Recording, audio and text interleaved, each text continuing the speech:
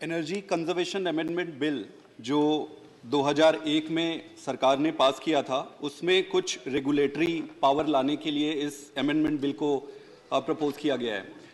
सभापति महोदय, इस बिल में 4 प्रमुख हिस्से हैं जो मैं हाईलाइट करना चाहता हूं।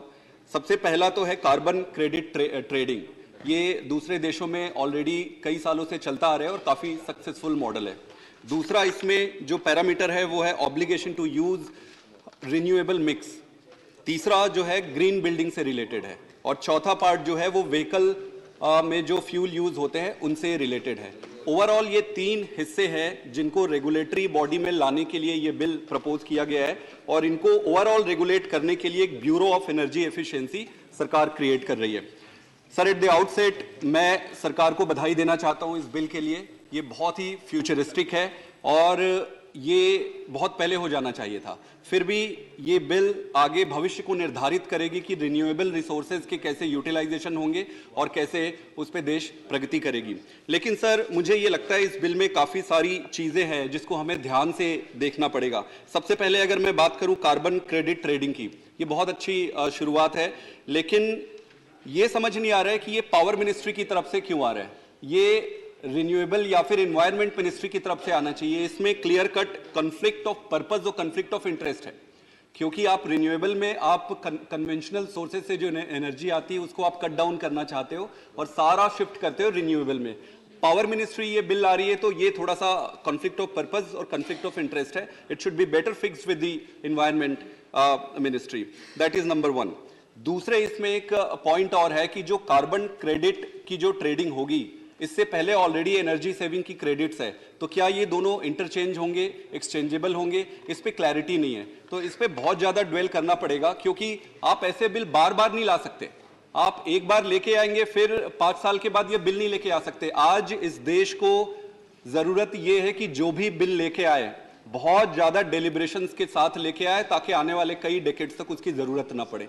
नंबर 1। दूसरा पॉइंट जो है sir, obligation to use the renewable energy.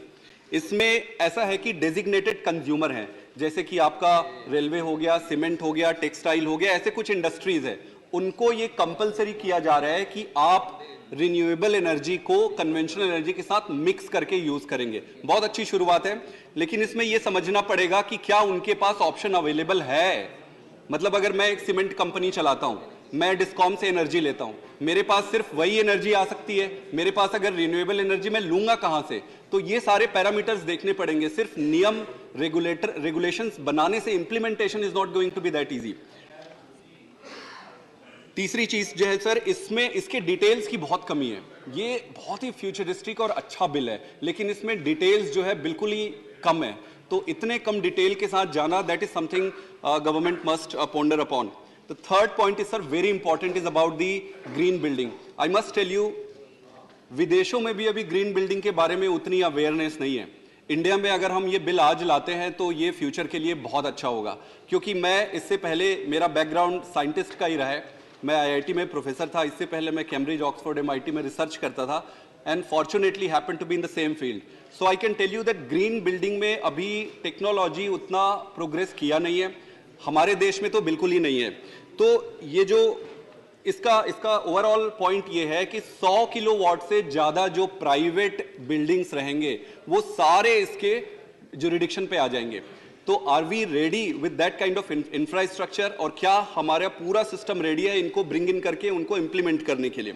इसमें भी सर डिटेल्स की काफी कमी है। और एक पॉइंट और आता है कि कॉस्ट, जो ग्रीन बिल्डिंग के लिए आप कंपलसरी इन्फोर्स करेंगे तो कॉस्ट कौन बियर करेगा? ग्रीन बिल्डिंग बनाना तो इजी है, technically I can site few parameters कि ये होना चाहिए, ये होना चाहिए, उन्हें तो पैसा तो ये कितना प्रैक्टिकल है ये देखना पड़ेगा। और चौथा जो है वेसल और जो फ्यूल के कॉम्पोजिशंस है कि उसमें थोड़ा सा बायोफ्यूल्स मिला दे, थोड़ा ये फ्यूल मिला दे, that is fine, that must धीरे धीरे इंक्रीज होते रहना चाहिए फ्यूचर में। सर, ओवरऑल मैं 2-3 चीजें ही कहना चाहता हूं।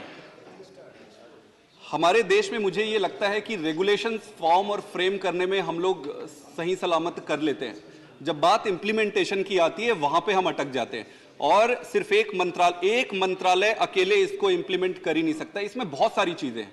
अब जैसे 4 पैरामीटर है सर, जिसके माध्यम से ही ये इंप्लीमेंट हो पाएगा। पहला है सब्सिडी, कि सरकार किस सेगमेंट को कितना सब्सिडी देती है, दूसरा है टैक्स, आप किस सेगमेंट को कितना टैक्स लगाते हैं, तीसरा है एक इंडाइसेस है कि इन्वेस्टमेंट किस इंडस्ट्रियल सेक्टर में ज्यादा इन्वेस्टमेंट हो रहा है, किसमें कम।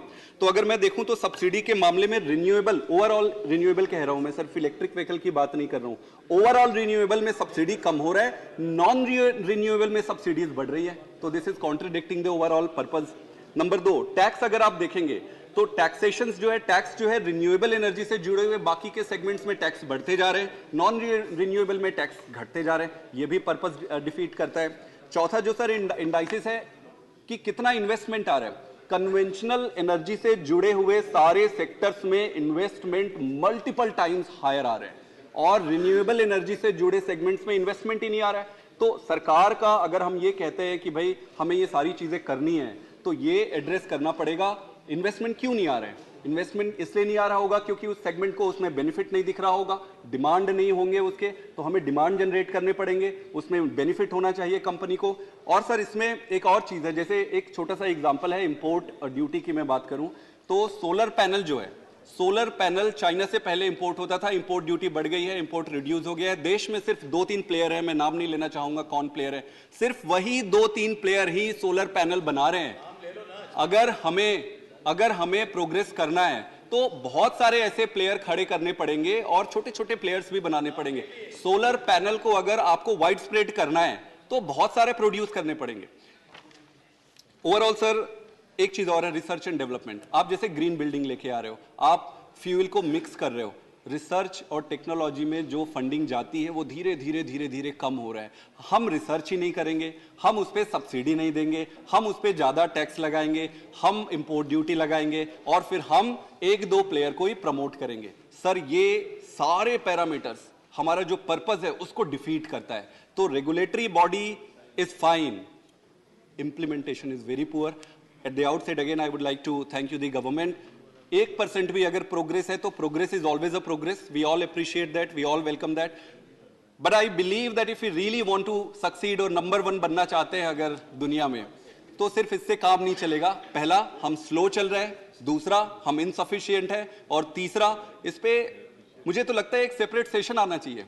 उस पूरे सेपरेट सेशन में सिर्फ जितने अमेंडमेंट्स हैं छोटे छोटे टेक्निकल और टेक्नोलॉजिकल एक साथ ही खत्म करते हैं ना, छोटा छोटा छोटा छोटा आएगा, फिर वो डिबेट होगा, फिर वो जाएगा, उससे हाथ पे कुछ नहीं आने वाला है। हम 20 साल 25 साल लेट चल रहे हैं। Thank you very much. Thank you Sandeep Pathak ji. माननीय श्री मुजीबुल्लाह खान।